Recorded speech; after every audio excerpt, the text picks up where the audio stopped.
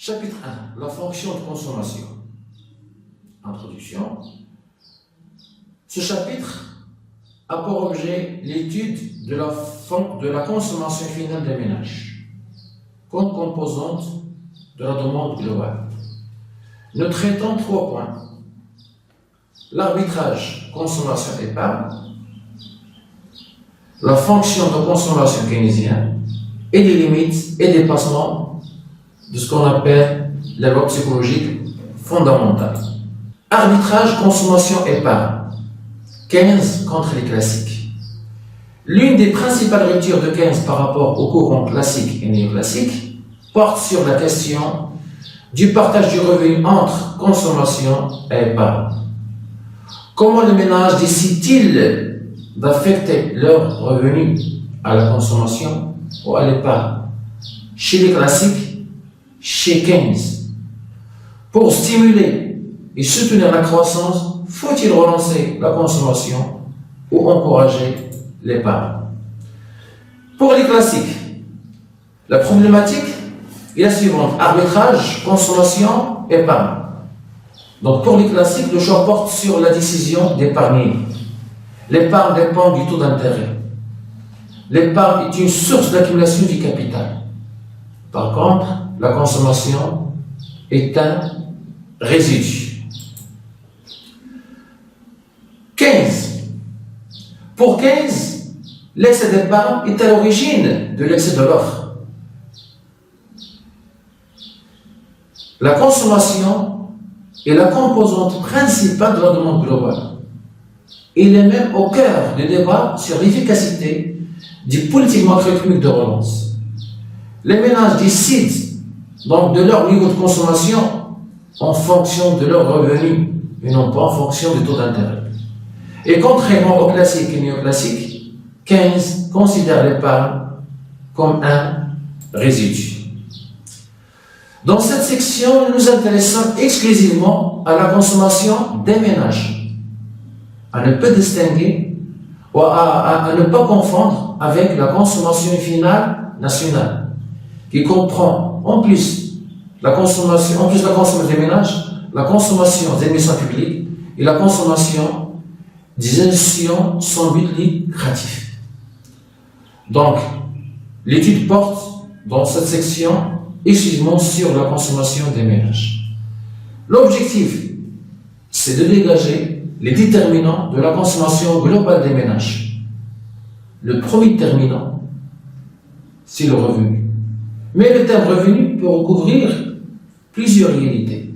Revenu courant, revenu disponible, revenu relatif, revenu permanent, revenu transitoire, richesse, patrimoine, etc.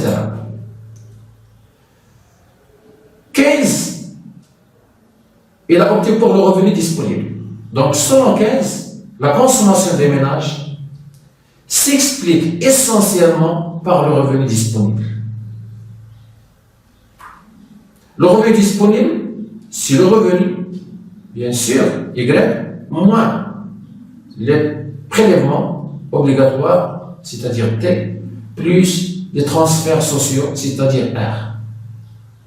Le point de départ est donc la loi psychologique fondamentale.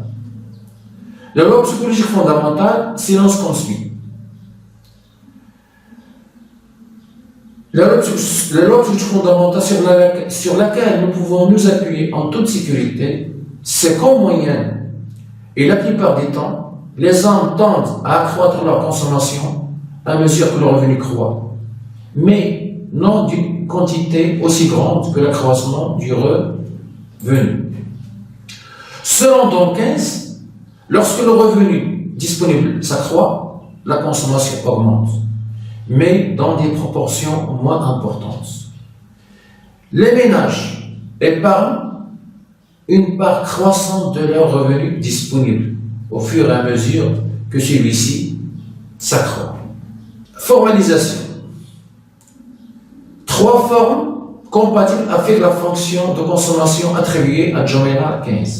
Généralement, il est possible de retenir 3 formes de fonction de consommation: une fonction linéaire, sont ordonnées à l'origine,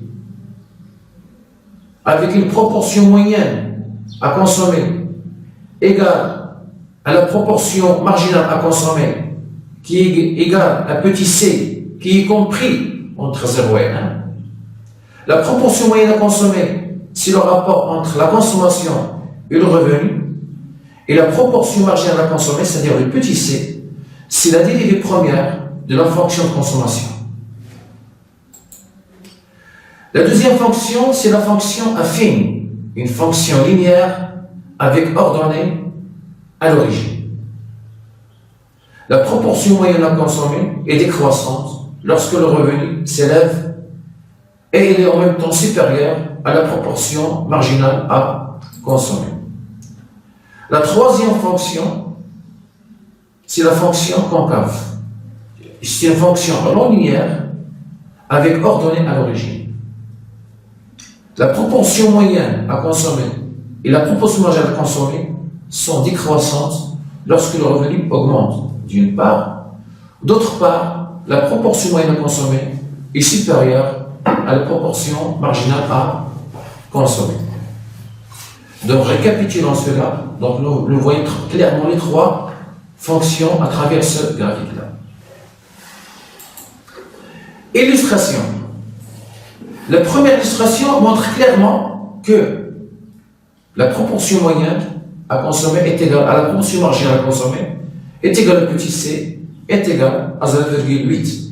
Parce que dans ce cas-là, nous avons choisi une fonction de type consommation égale 0,8 le revenu.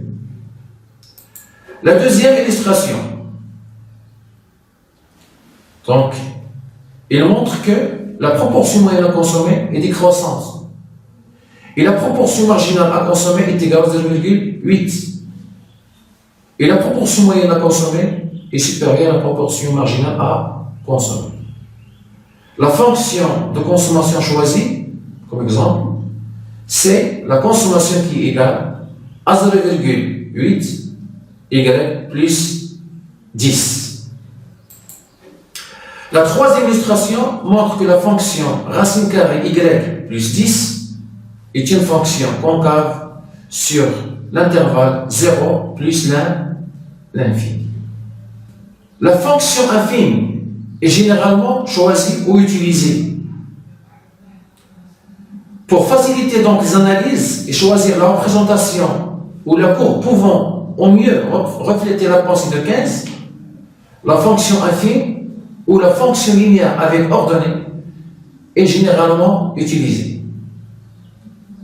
Avec la consommation C0 correspond à la consommation incompressible, ou ce qu'on appelle le seuil minimum de consommation.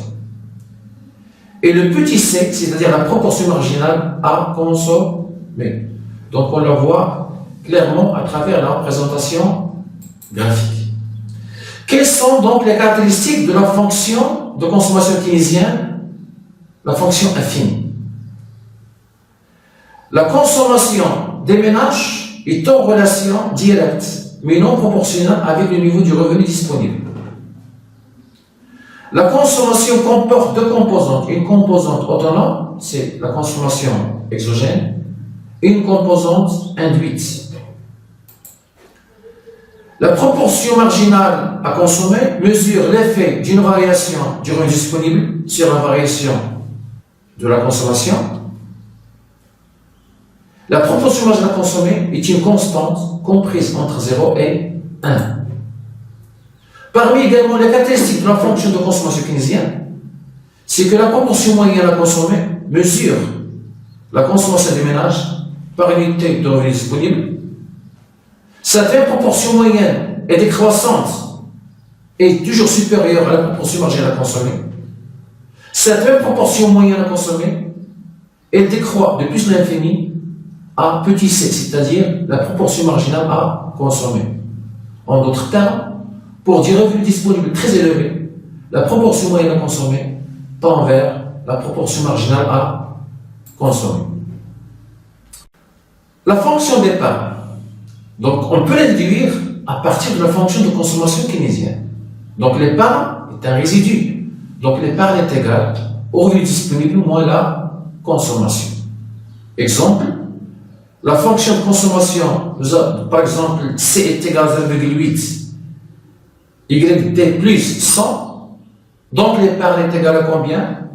Est égale à 0,2 revenu disponible moins 100.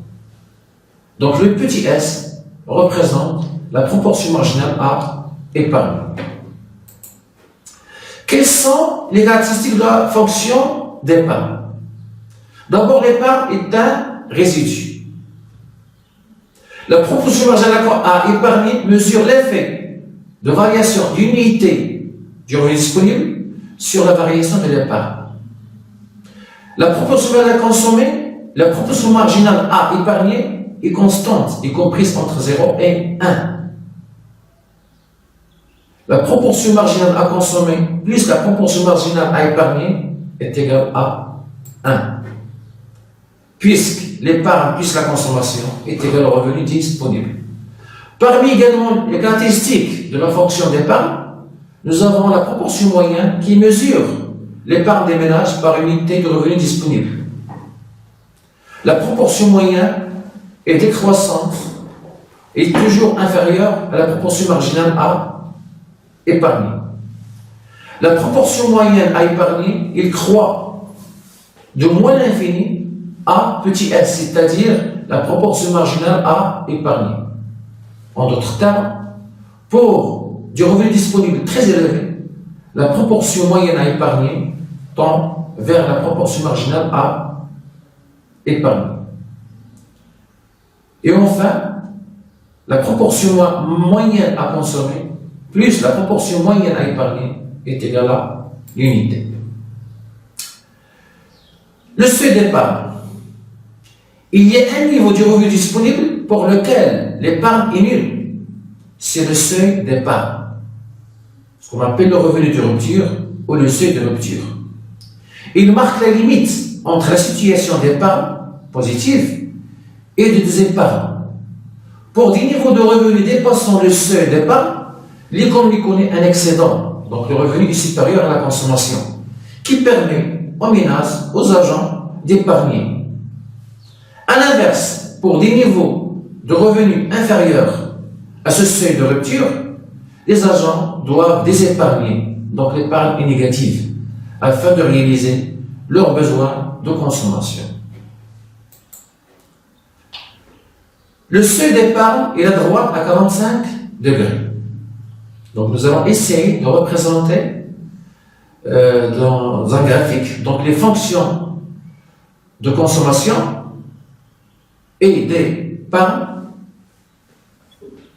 et pour voir clairement la relation entre la consommation et l'épargne, et voir clairement également où se situe le seuil d'épargne.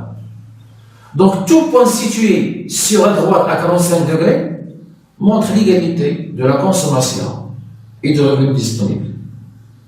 Au niveau de revenu R, l'épargne est nulle, puisque tout le revenu est consommé. Pour illustrer les principes généraux de la fonction de consommation keynésienne, il est possible de prendre l'exemple chiffré présenté dans le tableau suivant. Il montre qu'il s'agit d'une fonction de consommation keynésienne affine avec C est égal à 30 plus 0,7 YT. La proportion marginale à consommer et la proportion marginale à épargner sont des constantes. La proportion moyenne à consommer est décroissante et tend vers la proportion marginale à consommer. La proportion moyenne à épargner est croissante et tend vers la proportion marginale à épargner. La proportion moyenne plus la proportion à consommer plus la proportion moyenne à épargner est égale à 1. Et la proportion marginale à consommer plus la proportion marginale à épargner est également égale à 1. Le seuil d'épargne est égal à revenu égal à 100. La représentation graphique. Les deux fonctions sont donc représentées, la fonction de consommation keynésienne et la fonction d'épargne. On voit clairement que le seuil d'épargne est égal à 100. Donc à droite, l'épargne est positive, à gauche du seuil, l'épargne est négative. Donc il y a des épargnes. Troisième section, les limites et dépassements de la loi psychologique fondamentale. De nombreux économistes remettent en cause les principes fondamentaux de la fonction de consommation keynésienne ou de la loi psychologique fondamentale. Ils considèrent la fonction de consommation keynésienne comme incomplète et imparfaite. Comment donc vont-ils, c'est-à-dire les spécialistes, affiner et approfondir la relation consommation-revenu? Limite et dépassement de la loi psychologique fondamentale, la théorie ou les théories du revenu relatif. Donc nous allons voir dans un premier point, la première théorie du revenu relatif, ça concerne l'effet de répartition du revenu. Deuxième théorie met en avant le côté symbolique de consommation à travers l'effet de démonstration. La consommation des ménages, I, n'est pas seulement fonction du niveau de revenu YI, mais aussi de sa situation dans l'échelle de revenus de la classe sociale de référence. La classe sociale de référence, ça peut être la classe supérieure, donc I par rapport à J, ou la classe inférieure, J par rapport à I, ou par rapport à la classe moyenne, I par rapport à un revenu moyen. Deuxième théorie, ça concerne l'effet de cliquet. Toujours de deuxième théorie. Il se définit comme la tendance du consommateur à maintenir son niveau de consommation intérieure, même en cas de baisse de son revenu. Il peut même être amené à prélever sur son épargne. Lorsque le revenu diminue, le consommateur consomme en fonction du revenu maximum atteint dans le passé. Et la proportion moyenne à consommer s'élève puisqu'un phénomène d'inertie à la baisse de consommation se produit. Troisième théorie du revenu relatif, ça concerne l'effet de retard. À son tour, Brown introduit le passé dans la fonction de consommation. Il prend en compte le phénomène de mémoire économique ou ce qu'on appelle l'effet de mémoire, en intégrant la consommation de la période précédente. C T-1. La consommation courante, c'est-à-dire la consommation T, dépend du revenu courant et des habitudes de consommation intérieure. Donc, lorsque le revenu baisse, la consommation ne baisse pas. Elle tend à rester là même. D'autres théories, mais dans ce qui, bien sûr, qui montrent ou qui ont expliqué la relation entre le revenu et la consommation, mais dans ce cas-là, c'est sur le long terme. C'est le cas de l'apport, bien sûr, des tests de Modigliani et de Friedman. Ces deux économistes prennent en compte le rôle du revenu futur dans les décisions de consommation, alors que la théorie keynésienne ne tient compte que du revenu courant ou présent. Selon Modigliani et Friedman, le revenu courant a finalement peu d'influence sur la consommation. La consommation d'une année donnée, l'année T par exemple, n'est pas seulement liée au revenu de cette même année T. Pour expliquer encore mieux cette relation entre revenu et consommation sur le long terme, nous allons essayer de parler d'une notion, ce qu'on appelle le lissage de la consommation. En général, le ménage préfère un sentier de consommation stable et régulier. Quand il est confronté à une variation temporaire de son revenu, le consommateur ou le ménage rationnel épargne ou emprunte pour allonger dans le temps l'impact sur la consommation. Dans les moments difficiles, il dépense une partie de son épargne accumulée ou il s'endette.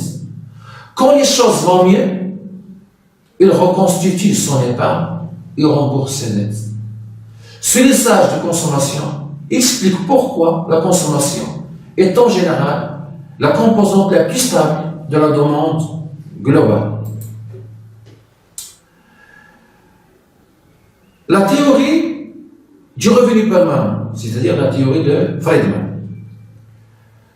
La fonction de consommation proposée par Friedman s'appuie sur la théorie du choix intertemporel du consommateur. Il prend en compte la notion du revenu permanent. Selon lui, le revenu courant se décompose en deux types de revenus. Le revenu permanent, sur lequel le ménage peut compter avec une assurance, et le revenu temporaire, le revenu transitoire, qu'il peut percevoir de temps à autre. Le revenu permanent est un revenu annuel stable sur une longue période. Mais en même temps, le revenu permanent est un revenu fictif. La seule relation stable qui existe donc sur une longue période entre revenu et consommation unit revenu permanent et consommation permanente. Pour maintenir constant son revenu de consommation au cours de sa vie, la personne concernée, le ménage ou le consommateur, dépenserait chaque année un montant équivalent à son revenu permanent. Revenu transitoire. Le revenu transitoire est une composante instable du revenu, ne jouant qu'un rôle négligeable dans les décisions de consommation. Elle dépend de fluctuations de court terme.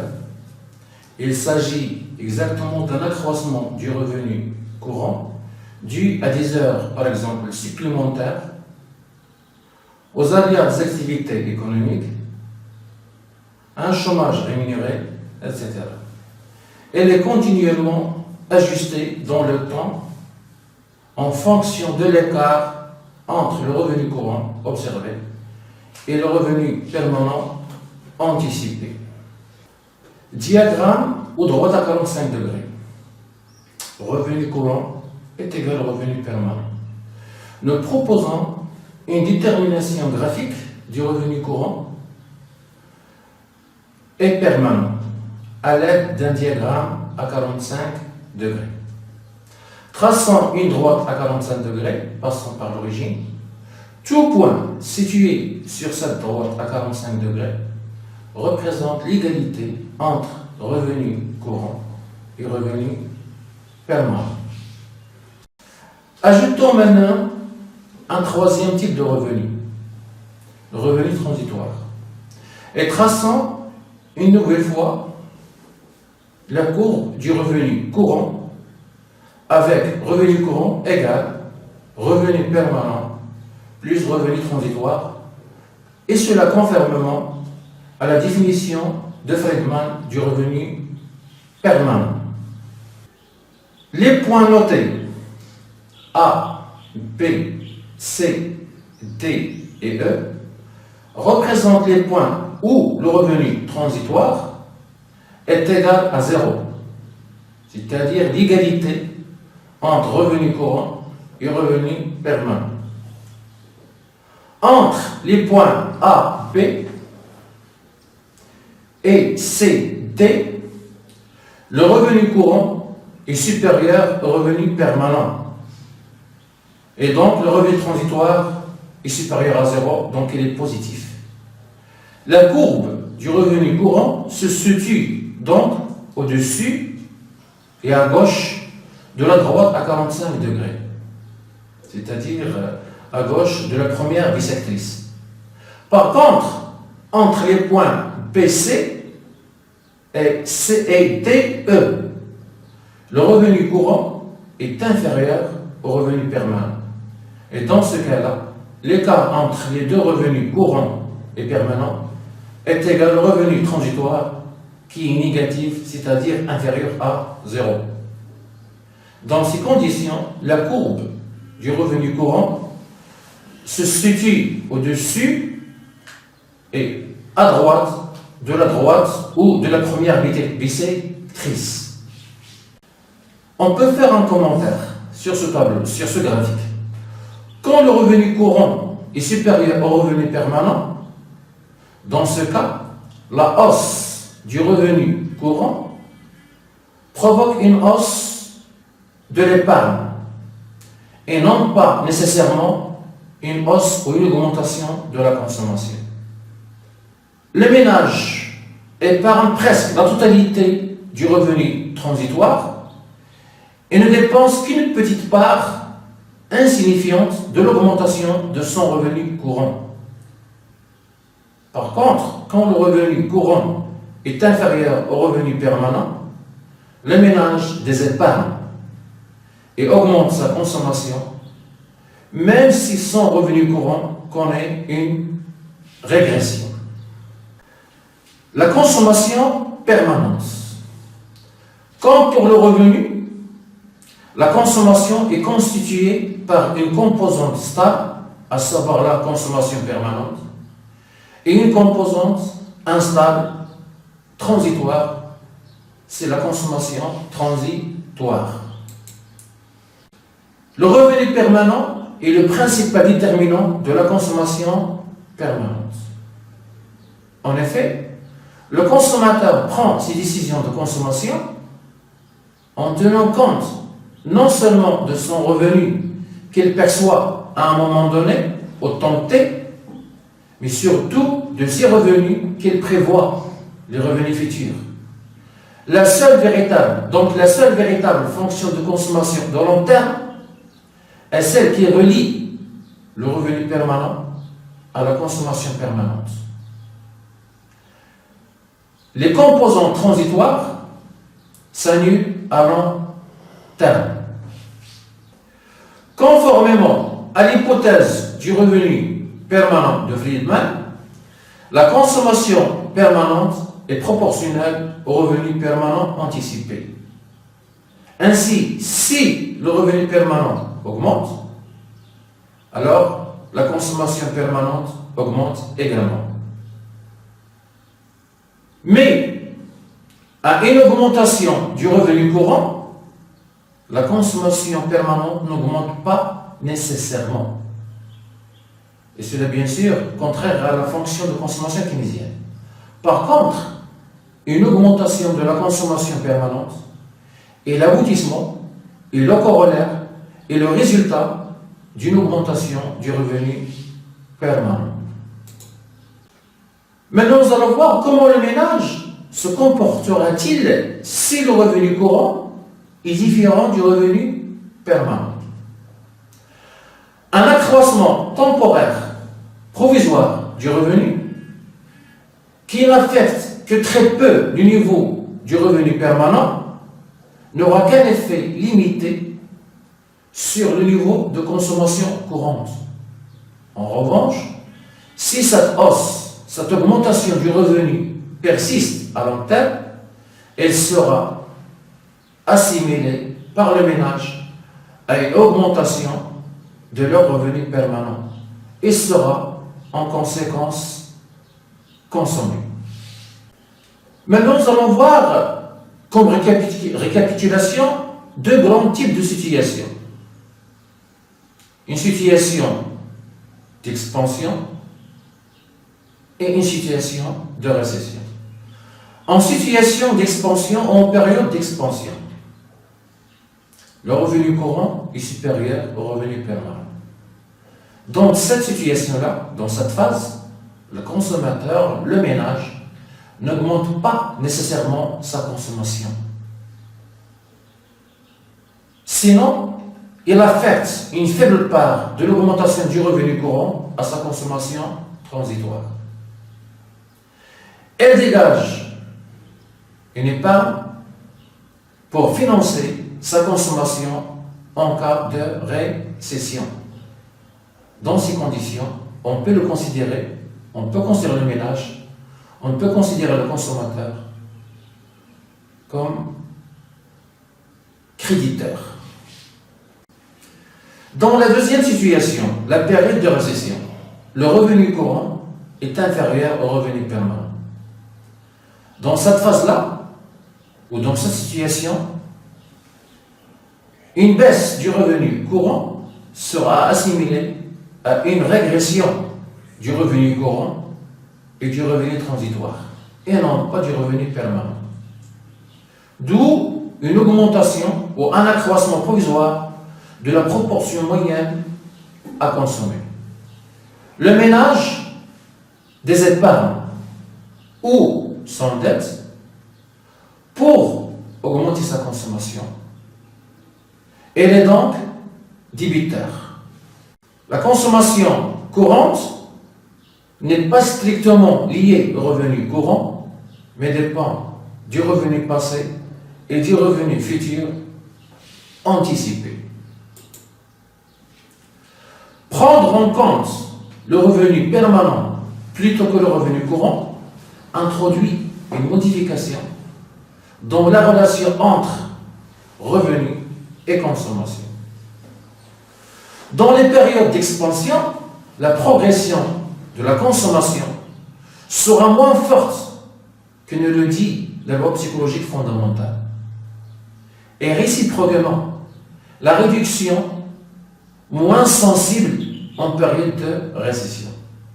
Et contrairement à la fonction de consommation keynésienne, la proportion marginale à consommer ne diminue pas au fur et à mesure que le revenu augmente. Nous allons voir maintenant la fonction de consommation keynésienne à court terme et à long terme, selon les points de vue de l'économiste Kuznets. Dans un premier temps, nous allons voir ce que c'est que la loi de stagnation séculaire.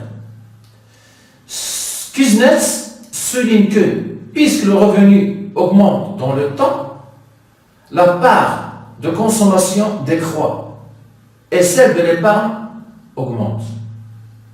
Mais face à la baisse relative de la demande globale, l'investissement est de moins en moins rentable.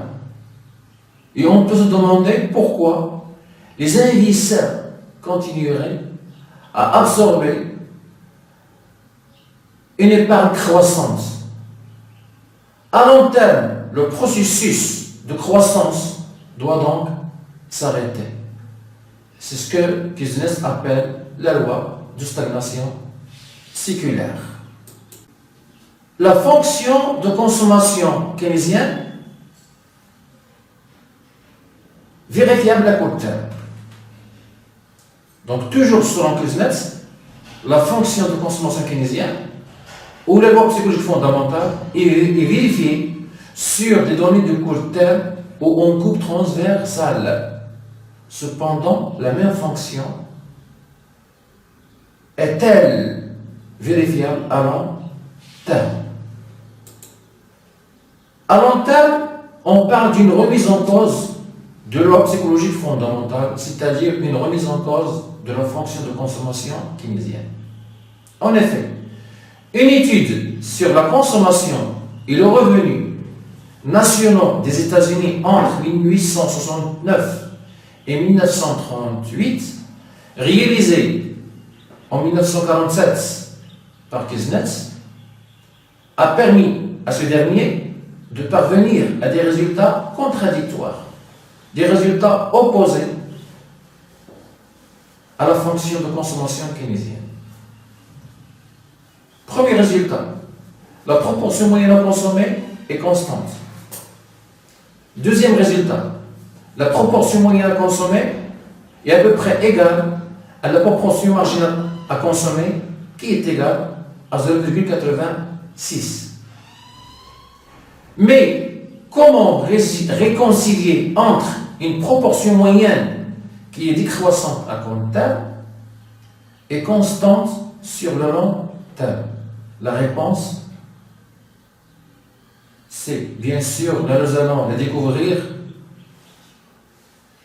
au niveau de la théorie du cycle de vie de Modigliani. Le modèle de cycle de vie de Franco Modigliani, 1963. L'épargne permet de lisser la consommation. Qu'est-ce que cela veut dire? Chaque individu possède un patrimoine accumulé, gagne un revenu courant, anticipe ses revenus futurs, elle est donc dans la capacité de choisir un niveau de consommation relativement stable et régulier tout au long de sa vie en fonction de ses différentes ressources. Par exemple, l'épargne permet au ménage de transférer une part des revenus, de transférer bien sûr une partie des revenus des périodes où ceux-ci sont élevés vers les périodes où ils sont faibles. C'est pour ça qu'on dit que l'épargne permet de lisser la consommation. Quelle relation entre l'emprunt, l'épargne, l'accumulation et le remboursement? Si les ménages anticipent une croissance du revenu avec l'âge, le lissage de la consommation implique que les ménages, c'est-à-dire qu'ils empruntent quand ils sont jeunes pour épargner, rembourser et accumuler plus tard, c'est-à-dire quand ils sont plus âgés.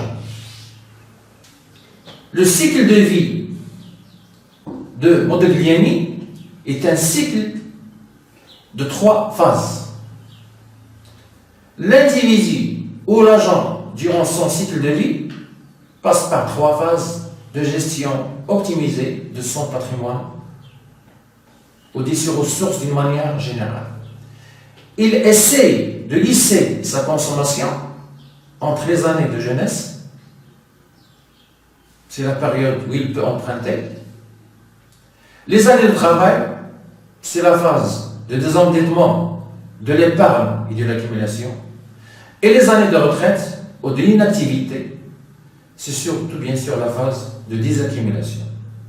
Ce qui permet au ménage ou à l'individu d'avoir une consommation constante et un niveau de vie stable toute sa vie. La fonction de consommation de Modigliani, formalisation. Donc nous avons la consommation qui est fonction de plusieurs paramètres. Parmi les principaux, il y a la richesse, le niveau de richesse, donc la richesse de l'individu, W. Le nombre d'années anticipées de travail, c'est le grand R. Également, nous avons l'espérance de vie, le D, et également et surtout le revenu annuel anticipé durant toute la période d'activité, CYD.